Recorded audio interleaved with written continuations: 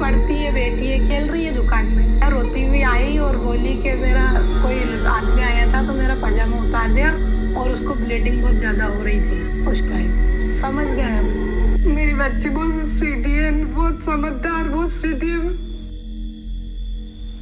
आज मेरे जैसे कितने भाई हैं इस देश में जिनकी बहन अगर घर से बाहर निकले तो उन्हें ये डर रहता है कि उसके साथ कुछ गलत ना हो जाए। आज अगर वो 10 मिनट भी कॉल ना उठाए तो ऐसे लगता है कि अपनी पूरी शक्ति लगा दूं और वहां पहुंच जाऊं जहां वो है और ये देख लूं कि वो पूरी सेफ है। कितनों को लगता है ऐसा? आई थिंक सबको लगता होगा, लेकिन ये सवाल ही गलत है कि कितनों को लगता है। सवाल तो ये होना चाहिए कि हमें क्यों लगता है, क्यों आज भी हम डरे हुए हैं और हमें आज भी ये डर रहता है कि हमारी माताएं और हमारी बहनें सेफ नहीं है। हमने कुछ दिन ही पहले एक रावण जलाया था, लेकिन वैसे ही रावण आज तक हमारी सड़कों पे घूम रहे हैं। ऐसा क्यों है? हम क्यों डरते हैं उनसे? वो हमसे क्यों नहीं डरते?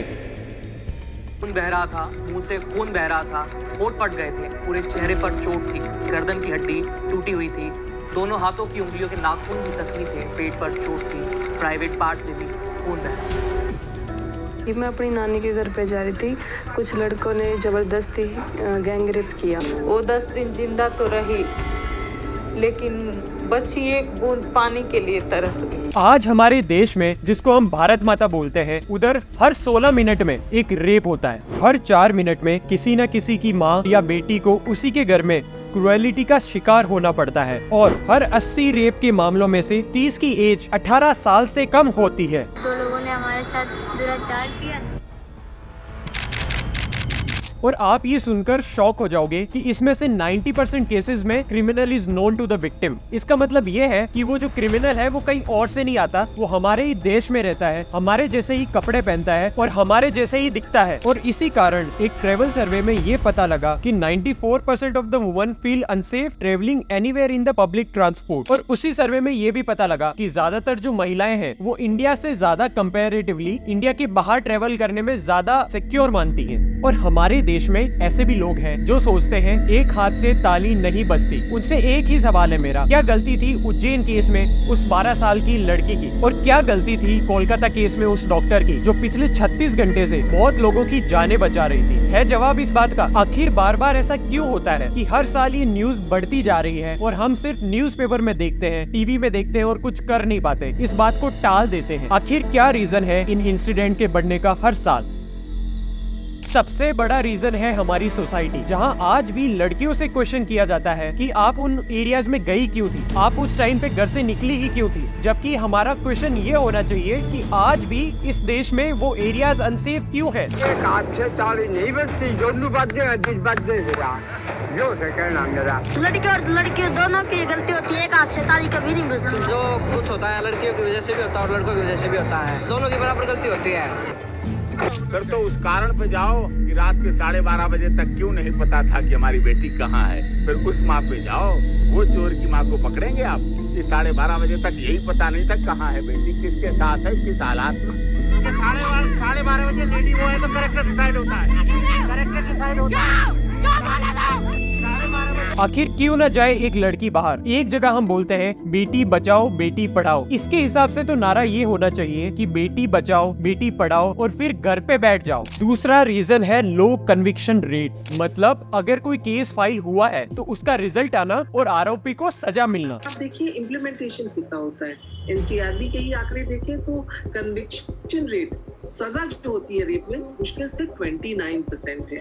इसका मतलब 70% of the rapist, sexual molesters, असॉल्टर्स वो छूट जाते हैं। आज इंडिया में जो कन्विक्शन रेट है वो है 28%, जो कि बहुत कम है। अगर कनाडा की बात करूं तो ये नंबर बढ़कर 42% चला जाता है और ब्रिटेन की बात करूं तो 60%। और इसी वजह से नियरली 70% केसेस में या तो आरोपी को सजा ही नहीं मिलती या फिर विक्टिम अपना केस खुद ही वापस ले लेता है आउटसाइड प्रेशर की वजह से। आप खुद सोचो, अगर एक केस 5 से 10 साल चलता है तो वो फैमिली 5 से 10 साल उसी ट्रॉमा को बार बार जीती है हर सुनवाई पर। Ask me questions such as what I was doing there at that night, why I was at the alcohol shop, why did I not take a male relative or male friend or whatever with me. मैंने तो मेरे से उसे report भी कर दी, FIR भी कर दी, उन्होंने पैसे लेकर उसको छोड़ दिया।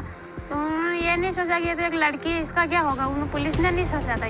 तीसरा रीजन है कि आज हर घर में हर बाप या हर भाई डरता है इस चीज से कि अगर हम वो क्राइम रिपोर्ट करेंगे तो हमारी सोसाइटी क्या कहेगी, हमारे रिलेटिव्स क्या कहेंगे। कहीं वो रिलेटिव्स ये ना कहने लग जाए कि इनकी लड़की ही बाहर जाती है, वो ही घर पे लेट नाइट आती है, ऐसे कपड़े पहनती है। क्यों गलत कह रहा हूँ मैं कुछ? और यही रीजन है 99% ऑफ द केसेस का अनरिपोर्टेड रहने का। और आज भी खुलेआम लोग ऐसी बातें करते हैं जो आप इस वीडियो में देखोगे। जब तन इनका खुला रहेगा तो बलात्कार ही होना है। अंग प्रदर्शन होएगा तो भैया अच्छे अच्छे का दिल मचल जाता। पहले जब ऐसे कपड़े नहीं थे तो बलात्कार कहाँ होता था? नहीं।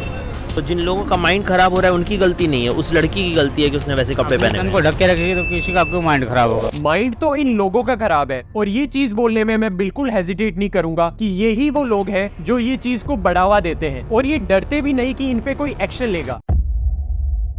तो हम ऐसा क्या कर सकते हैं कि अगर हमारे घर से कोई बहन या बेटी निकले तो हमें इस चीज का डर ना हो और ये हैवानियत कैसे न कैसे रुक जाए। पहला सॉल्यूशन तो मेरी एक रिक्वेस्ट है इस देश से कि आप अपनी सोच बदलो। अगर आप अपनी सोच बदलोगे तो आपकी बेटी आपके पास आएगी और आपको बताएगी कि उसके साथ कुछ गलत हुआ है और जाकर FIR भी दर्ज करवाएगी। और FIR दर्ज करवाना बहुत जरूरी है क्योंकि अगर आप वो नहीं करते हो तो वो शैतान और कहीं जाके सेम चीज करेगा। दूसरा सॉल्यूशन है कि ज्यादा से ज्यादा फास्ट ट्रैक स्पेशल कोर्ट्स बनाए जाएं ताकि 2023 तक 2.43 लाख पोस्को केसेस पर सुनवाई नहीं हुई है उन पर जल्दी से जल्दी फैसले लिए जाए, जल्दी से जल्दी हेल्प और राहत मिल सके उन विक्टिम्स को। तीसरा सॉल्यूशन है एजुकेशन। आज स्कूल्स में अच्छे मार्क्स के साथ एक अच्छा इंसान बनने पर भी फोकस होना चाहिए। हमें सिखाया जाता है कि एक अच्छा करियर कैसे बनाए, लेकिन ये नहीं कि एक अच्छा कैरेक्टर कैसे बिल्ड करें। जहाँ उनको बचपन से ही पता हो क्या इम्प्लीकेशन होंगे इन हरकतों के और बचपन से ही उनको डिफरेंस पता हो एक जानवर में और एक इंसान में। उसने ऐसे कपड़े पहने होंगे,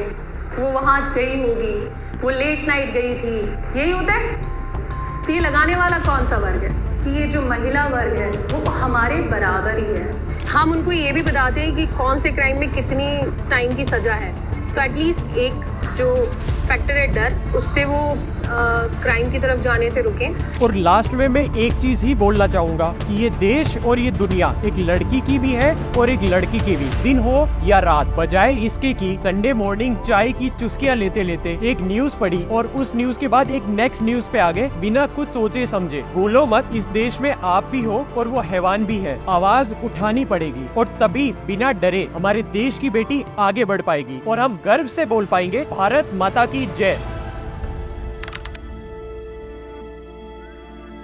थैंक यू सो मच ये वीडियो पूरा देखने के लिए। अगर आपको ये डॉक्यूमेंट्री इम्पैक्टफुल लगी तो आगे से आगे लाइक एंड शेयर करें ताकि हो सकता है कि कुछ इम्पैक्ट आए सोसाइटी पे। Once again thank you so much. जय हिंद।